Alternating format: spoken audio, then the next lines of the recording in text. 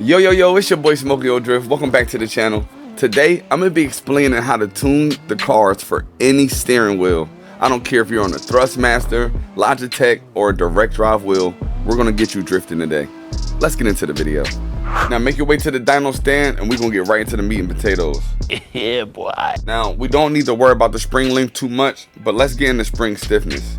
Now, spring stiffness is important, and you will always want to run your stiffness higher in the front than in the rear. And this is going to allow you to make those quick, snappy reactions, or if y'all going really slow, you can make more precise movements. Now, the dampers, I know you see that I mess with mine a little bit. It's more for aesthetics.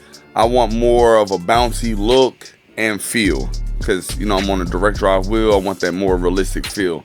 So I play with my dampers and really keep them a little bit more soft. And it also helps me go over a lot of bumps. And trust me, CarX drift racing is very bumpy on a direct drive wheel. And it might even be really bumpy on a Logitech. I have no clue.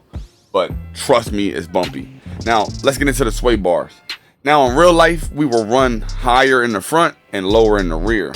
But for CarX logic, we're going to run higher in the rear and lower in the front. It's going to help you. Now, you could run it the proper way, but if you have more problems like going from map to map and it's changing your build, I might have a solution to fix that, but if not, just run it like this.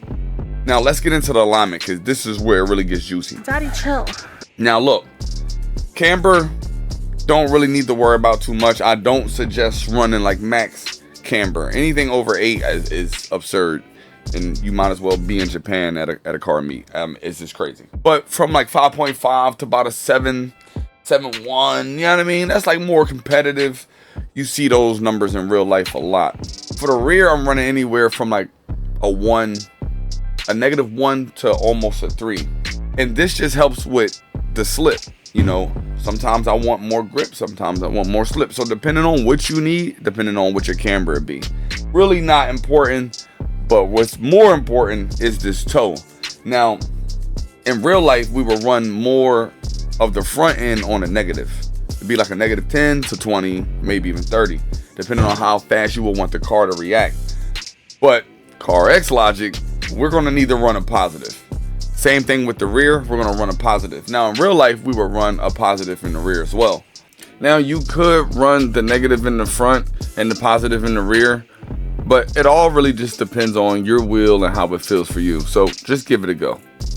Now, what the caster does, the caster adds weight to my wheel. It adds weight to the actual car for me on a direct drive wheel. We will always turn the caster up. I run anywhere from a 10 to a 12 on caster and anywhere in between.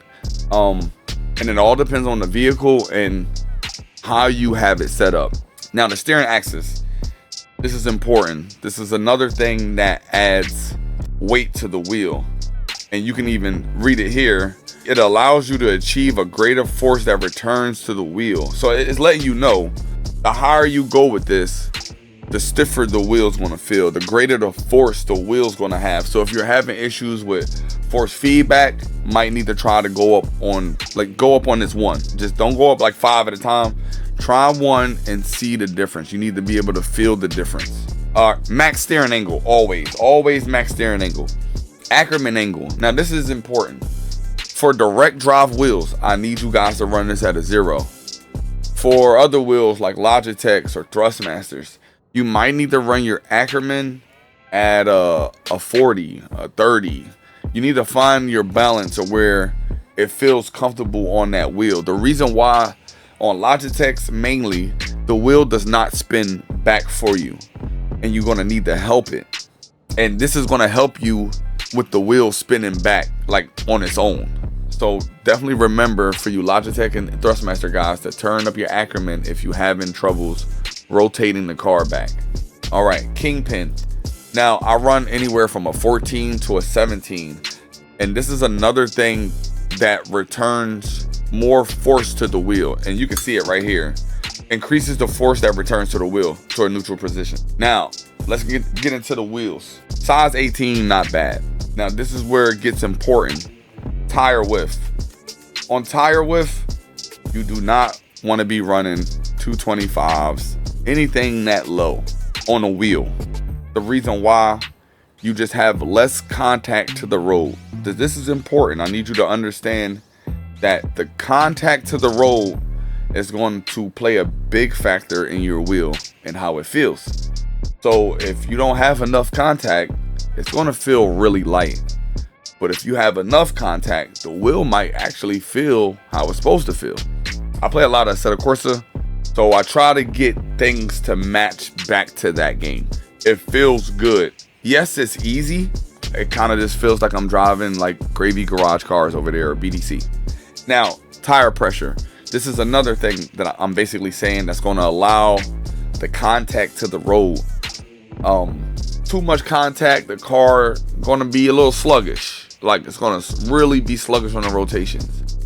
Just enough contact though, and you'll get that smooth rotation right behind somebody's transitioning. My God, it feels so good. Now, wheelbase, you don't really need to worry about. The larger the wheelbase, maybe the slower the rotation, and the shorter the wheelbase, the faster the rotation. That's it.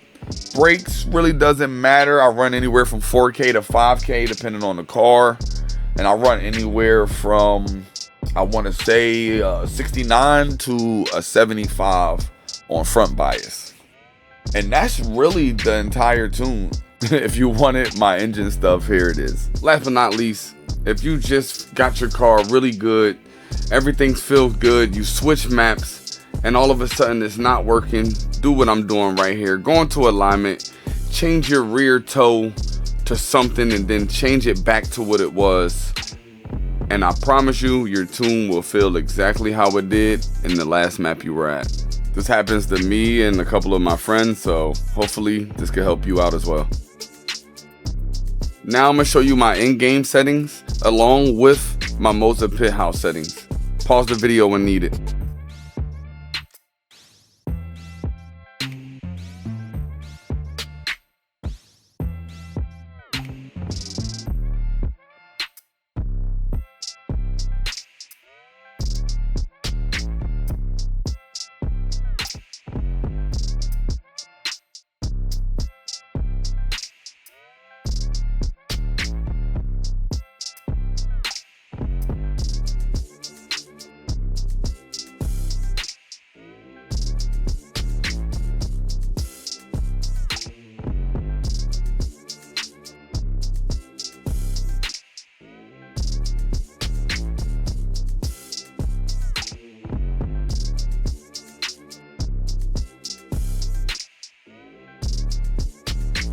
Well, that's it for the video.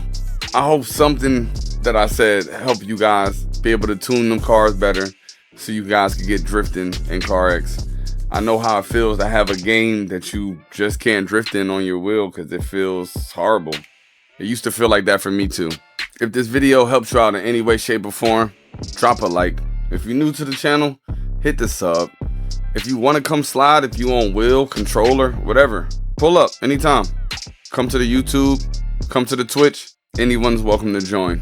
And until the next one, you guys stay blessed, stay dangerous, and stay drifty. Peace!